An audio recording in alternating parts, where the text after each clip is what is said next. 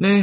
다시 인제 잠깐 쉬어가는 코스입니다. 네. 우리 이제 특허 컴파트 들어와서 좀 열심히 달렸죠. 그리고 다른 분야 부분에 비해서 '쪼끔 더 머리가 뜨거워지지 않았었나.' 생각이 됩니다. 네. 실체적인 내용이었기 때문에 네. 쪼끔 여러분들이 인제 앞쪽 부분 특히 인제 뭐 효력에 제한되는 부분 요런 부분들 네 항변 부분 요런 부분들이 실무적으로는 되게 중요한데 아마 처음 이 내용을 접하신 분들은 좀 '다른 부분에 비해서 좀 어려움이 있지 않았을까.' 이렇게 생각을 합니다. 네.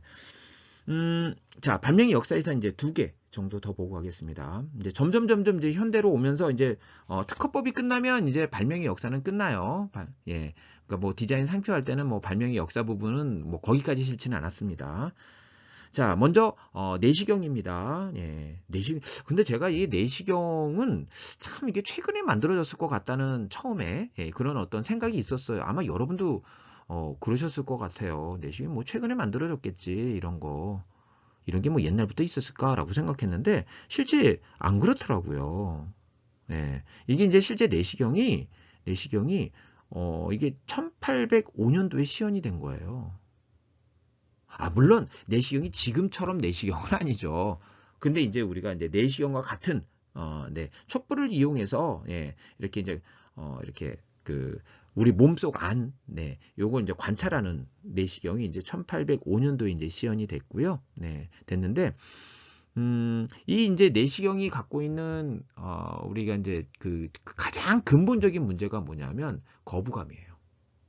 이걸 갖다가 이렇게 인제 비춰서 안을 보는 정도가 아니라 그걸 뭐 넣어서 이렇게 보는 거잖아요. 그러니까 인제 이게 거부감이 굉장히 해결해야 되는 가장 중요한 문제 중에 하나였고요. 그러다 보니까 인제 관 같은 것도 굉장히 가늘고요. 네. 지금도 그렇게 그래서 긴 관을 뭐 두꺼운 관을 쓰지는 않죠. 이게 점점 줄여 그래서 근데 그럼에도 불구하고 지금도 힘들어요. 네. 이렇게 이제 뭐 이게 들어간다고 하는 게 지금도 힘듭니다. 네. 그래서 저 같은 경우도 이제 위내시경 이런 거 하면 이제 네 뭐죠? 네. 수면 내시경으로 저는 그거를 갖다가 네 이게 눈 뜨고 잘 못하겠더라고요. 네. 그래서 그냥 수면 내시경 이렇게 인제 하는데 자 아무튼 이제 내시경은 이제 이렇게 굉장히 요즘은 이제 이게 그냥 관찰하는 것, 진단하는 것만 아니라 간단한 것들은 거기서 아예 들어간 김에 만약에 뭔가 이게 떼어낼 부분이 있다. 그러면 이제 아예 그걸 띄어 가지고 나오죠. 네. 그래서 굉장히 이제 이거 내시경이 이제 발전하고 있다라는 겁니다. 네. 우리 사회에서 굉장히 지금 의료 사회에 있어서는 의료계에 있어서는 굉장히 중요한 어떤 진단과 치료 도구가 되고 있다라는 겁니다. 예. 오래전에 나왔던 이제 발명품이었고요. 그 사이에 이제 많은 개량이 있었죠. 자, 그다음에 이제 아스피린입니다. 아스피린. 자, 우리 이제 아스피린은 원래 인제 그 해열 진통제, 해열제죠. 해열제인데 인제 이런 해열의 효과가 있는 게 살리실산이 있어요. 그래서 인제 옛날에 인제 그 고대 로마 시대 이럴 때 살리실산이 실제 해열제로 이용이 됐습니다. 됐는데 이 살리실산이 갖고 있는 굉장히 중요한 문제는 뭐냐면 위장이 안 좋아져요. 예, 위장 장애가 생깁니다. 예, 생각보다 그게 큽니다. 그러니까 인제 이 살리실산이 갖고 있는 보니까 이런 효과가 있는데 문제점도 있는 큰 거죠. 그래서 인제 결국은 이 살리실산을 인제 우리가 인제 해열제로 사용하기 위해서는 이 큰 문제, 위장 장애라는 문제를 해결해야 된다라는 겁니다. 그래서 위장 장애를 부작용을 인제 최소화시키기 위해서 인제 우리가 합성을 하는 거죠. 그래서 인제 호프만이라는 사람이 아세틸 살리실산을 만들어냅니다. 아세틸살리실산. 네. 아세틸살리실산은 아이고. 네.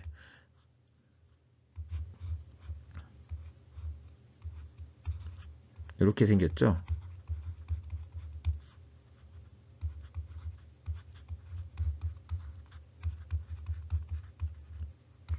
아세틸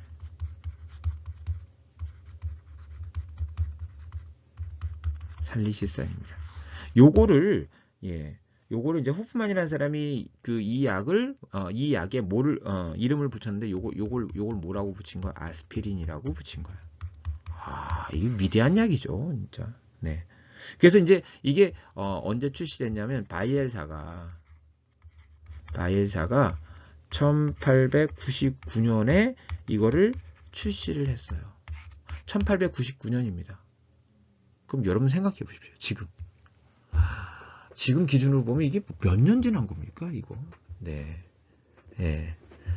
어마어마한 시간이 흘렀잖아요. 그런데 여러분들 아스피린, 물론 이제 해열제 계통으로 많은 약이 나오고, 보통 아스피린 이제 위장장애라는 측면이 있어서 조금 좀 뭐 제가 뭐 지금 약사거나 이런 게 아니니까, 예. 지금 잘 어느 정도 활용되는지는 모르지만, 제가 이제 군대 생활을 의무병으로 했었기 때문에 아스피린 꽤 썼거든요. 근데 이제 약간 이런 위장 장애라는 측면이 있어서 약간 보조적으로 썼어요. 다른 것들을 쓰고 아스피린도 이제 뭐 경우에 따라 쓰고 뭐 이런 식이었습니다. 그랬는데 뭐 지금은 정확히 어느 정도로 이제 원래 이제 해열제로 이제 쓰는지는 잘 모르겠는데 아무튼 지금도 되게 많이 써요. 네. 왜냐면 이제 뭐 이렇게 혈전 용해제 뭐 이런 식으로 해가지고, 예, 아스피린 같은 거 이제 어른들 같은 경우에 많이 이제 복용을 하죠. 그죠? 예. 노령기에 들어가면 여러 가지 이제 질병들이 이제 나타나니까, 예, 그때 이제 많이 사용되고 있습니다. 지금도 아스피린이 그렇게 활용도가 높습니다. 네. 그러니까 이게 지금 우리가 이제 발명품에 있어서 저는 개인적으로 가장 부가가치가 높은 거, 뭐 지금 뭐 다양한 어떤 4차 산업혁명 시대 기술이 있다 하더라도, 근데 이제 그 하나의 기술이 이게 진짜 100년, 200년 이상을 그 하나의 기술을 유지하면서 그렇게 활용도가 높을 수 있을까요? 아니죠. 그러니까 임팩트는 되게 있어요. 그죠? 뭐 반도체도 그렇고 뭐 다양한 어떤 4차 산업혁명 시대의 어떤 발명품이 있으면 그 순간 전 세계의 관심을 받고 전 세계의 어떤 산업 구조가 바뀌는, 뭐 정치 지형까지 바뀌는 그런 어떤 파급력이 있지만 지속력에 있어서는 한계가 있는 거죠. 또 새로운 게 또 나오는 거, 또 나오고 또 나올 거 아닙니까? 근데 이제 이 의약품 같은 경우는 한 번 제대로 발명이 되고 그게만 신약으로 인정이 되면요. 이거는 한 2, 30년이 지나도 사실 신약이에요. 이거 아스피린 지금 100년 훨씬 넘었잖아요. 그럼에도 불구하고 활용도가 있죠. 그래서 저는 뭐 이렇게 학교에서도 이런 얘기 많이 합니다. 제가 전공이 이제 바이오 쪽이어서 그런 것도 뭐 없지 않아 있을 수 있는데요. 저희는 저희 나라 같은 경우는 물론 이제 반도체도 많이 지원해야 되고, 이제 4차 산업혁명 시대에 필요한 뭐 이제 뭐 로봇도 그렇고, 그죠? 네, 뭐 양자 컴퓨터도 그렇고 다양한 그런 게 필요하겠지만, 그러면서 또 우리는 뭐를 해야 되냐면 이 바이오 쪽에 저는 투자를 해야 된다고 봐요. 왜냐하면 바이오는 한번 만들어 놓으면 지속력이 있어요. 그래서 약간 연금 같아. 제가 근데 왜 이게 바이오 쪽에 이게 우리가 투자와 좀 이게 필요하다고 생각하냐면, 이게 오래 그냥 사람들의 주목은 안 받을지 몰라도 오랫동안 사람들이 약을 먹어야 될 거 아니에요. 약 같은 건 먹어야 될 거 아닙니까? 그러니까 이제 이거는 사람들의 각광을 받지 않는다 하더라도 꾸준히 한국에 돈을 벌어줄 수 있는 거예요. 우리나라가 자원이 많아요? 뭐가 많아요? 참 오래전에 많이 얘기했죠. 자원이 우리는 사람 가지고 먹고 사는 거 아닙니까? 그죠? 네. 근데 사람이 개발한 어떤 권리, 특허권을 가지고 우리는 먹고 사는 거죠. 이 기술을 가지고 먹고 사는 거잖아요. 이걸 보호하는 권리를 가지고 먹고 사는 거잖아요. 근데 이게 일단은 우리나라는 이렇게 뭐 반도체 확 이렇게 뭐 이제 2차 전지 확 이런 것도 필요하지만, 그래도 그거는 이게 쉽게 말해서 우리 변동성이라고 하잖아요. 잘할 때도 있고 못할 때도 있고. 그런데 이제 우리는 일단은 아무것도 없기 때문에, 예, 땅에서 나올 수 있는 건 네, 광물 자원 같은 거 많지 않기 때문에 우리는 그냥 이럼에도 불구하고 꾸준히 우리 국가가 먹고 사는 게 필요한 거죠. 그게 저는 바이오라고 생각합니다. 그러니까 자원이 많은 나라는 꼭 뭐 이런 꾸준히 연금처럼 이렇게 수익을 창출하는 게 없어도, 예, 저는 뭐 괜찮을 거라고 봐요. 뭐 자원을 팔면 되는 거니까. 근데 이제 우리나라 같은 경우는 자원이 없기 때문에 저는 뭔가 그런 자원을 대신할 수 있는 꾸준하게 이 나라를 지탱해 줄 수 있는 기술이 필요하다. 저는 그게 바이오 기술이라고 생각합니다. 네.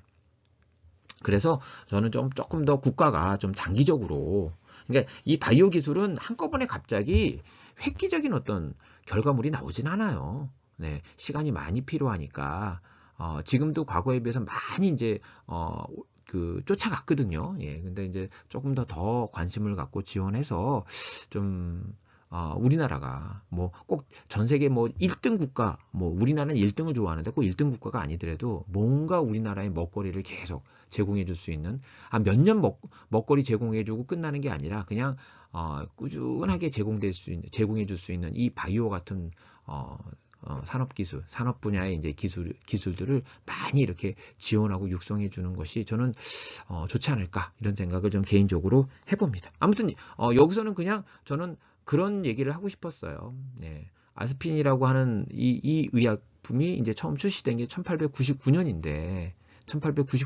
지금도, 예, 100 몇십 년이 지났는데도 불구하고 지금도 이 아스피린은 많이 우리가 사용하고 있다. 여기에 대해서 우리가 이제 어떤 기술을 갖고 있다, 여기에 대해서 권리를 갖고 있다 그러면, 아이고 뭐 우리가 약간 반도체에서 좀 힘들다 그래도 얼마든지 먹고 사는 데는 지장이 없다. 근데 지금은 약간 우리나라는 불안정성이 있죠. 왜냐하면 이런 거는 그렇게 아주 뭐 이렇게 그 바탕이 되어 있진 않은데, 이제 그런 어떤 변동성이 큰 기술에 있어서는 또 경쟁력이 있는, 근데 그게 이제 항상은 아니니까 항상 이제 불안 요소가 좀 있는 산업 구조를 갖고 있다, 이렇게 말씀드릴 수 있겠습니다. 네. 그래서 이제 이번 시간은 여기까지 간단히 이제 네, 쉬는 시간으로서 네, 이 발명의 역사 부분을 마무리하도록 하겠습니다. 네, 수고하셨습니다.